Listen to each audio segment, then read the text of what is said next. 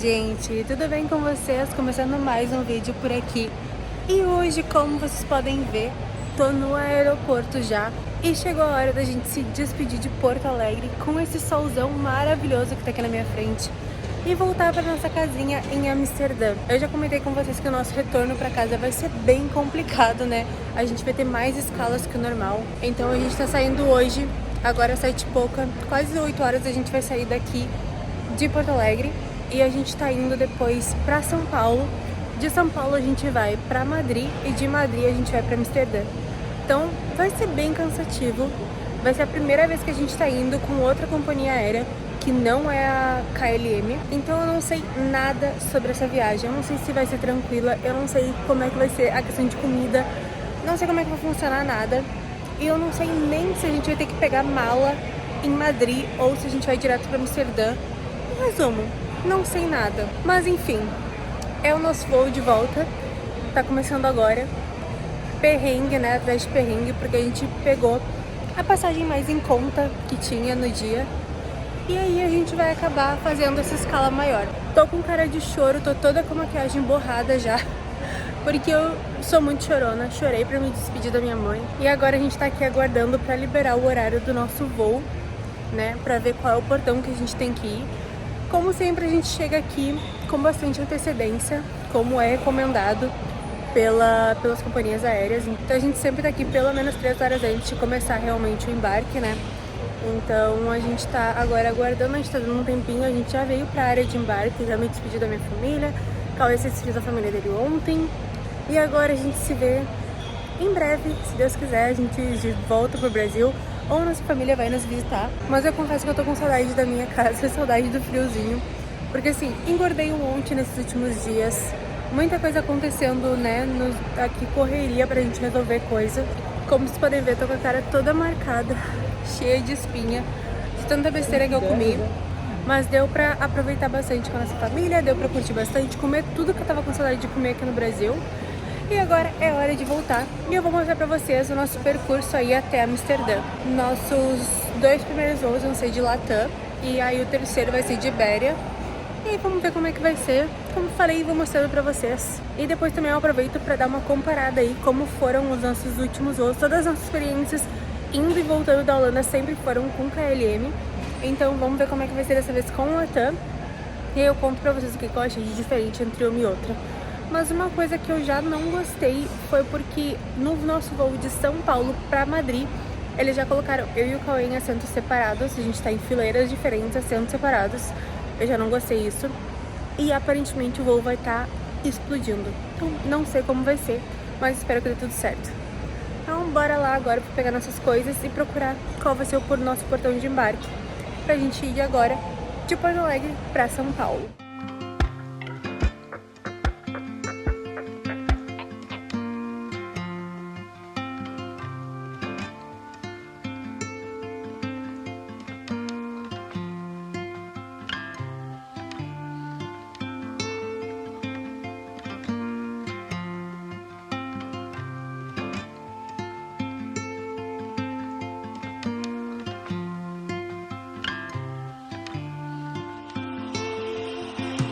Acabamos de chegar na Espanha. Olha que lindo esse aeroporto. Já tem vídeo aqui no canal desse aeroporto de quando a gente fez uma Eurotrip. E a gente chegou aqui agora e não deu pra gravar São Paulo. Gente, sério, que situação em São Paulo.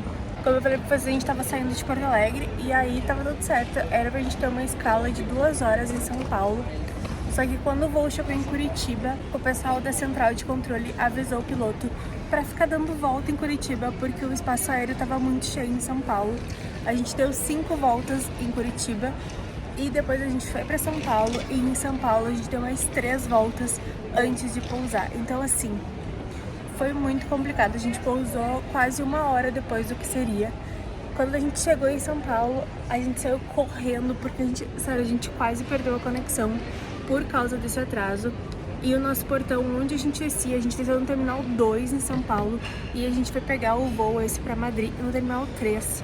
Então assim, eu nunca corri tanto na minha vida. Eu sei que como eles sabiam que tinha gente com conexão pra Madrid, eles iam dar uma segurada caso o pessoal não chegasse tanto a tempo. Mas assim, o desespero de não chegar a tempo, porque se a gente perdesse esse voo, a gente perderia o próximo também, porque agora a gente tem mais um voo ainda pra Amsterdã. Então assim, foi muito complicado. Eu e a gente acabou sentando separado também, o voo tava extremamente lotado. A gente sentou umas 10 fileiras de distância um do outro. Mas pelo menos dessa vez eu consegui vir no corredor. Então deu tranquilo pra eu levantar, pra eu esticar as pernas, pra eu fazer as coisas, né? Vim assim mais tranquila no voo, eu peguei corredor, Cauê também pegou corredor. Então foi mais de boa. Eu não consegui filmar muito dentro do avião, porque tava muito escuro, não tava dando pra enxergar praticamente nada. Mas assim, questão de filmes, de séries, tava top viajar com a Latam. Questão de comida, achei boa, assim, comida de avião, né? Não é assim, nossa, que comida maravilhosa. Mas a comida tava muito boa. Pro jantar tinham 3 opções. Era massa com espinafre, ou peixe com arroz, ou carne com batatas. Eu peguei carne com batatas. Além disso, eles davam um polenguinho e um chocolate pra gente comer, né? Tipo de complemento e sobremesa. E aí pro café da manhã eles ofereceram omelete com tomate e batata, ou pão com ramon, sanduíche de ramon com queijo. Eu peguei sanduíche, né, do café da manhã. E além disso vinha uma saladinha de fruta também junto e café normal, bebidas de sempre. Coisas que eu não gostei do voo. No voo da KLM eles sempre dão várias garrafinhas de água durante o voo para te ficar hidratado. Nesse voo eles só serviam, tudo que eles serviam era em copinho. O vinho era em copinho, a água era em copinho, então se tu quisesse água tu podia pegar um copinho e depois ter que pedir de novo pra comissária pra pegar mais água. Então isso eu achei um ponto meio negativo, mas deu tudo certo. Então agora a gente vai lá passar pela imigração e esperar a próxima conexão.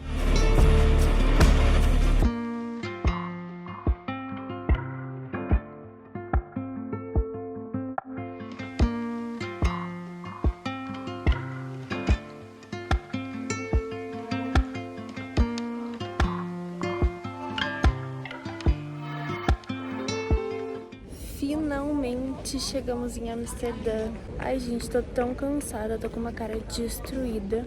Tô aqui agora esperando as nossas bagagens chegarem. Tô na frente da esteira. Elas ainda não desceram.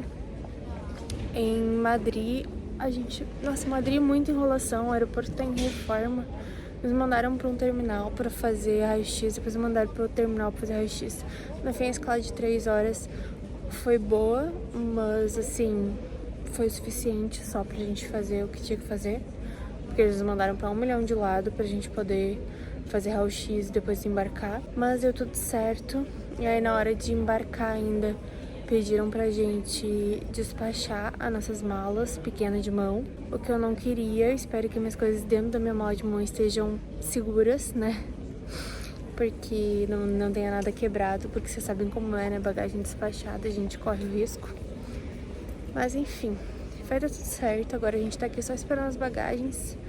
E aí depois a gente vai passar, eu acho, no mercado que tem aqui dentro do aeroporto, pegar um refrigerante, alguma coisa assim, que não tem nada em casa. A gente limpou as geladeiras antes de sair. E partiu casa. Daí a gente vai de trem pra casa. E aí depois vamos pedir alguma coisa pra jantar. E por hoje vai ser isso. Então bora que a viagem ainda não acabou.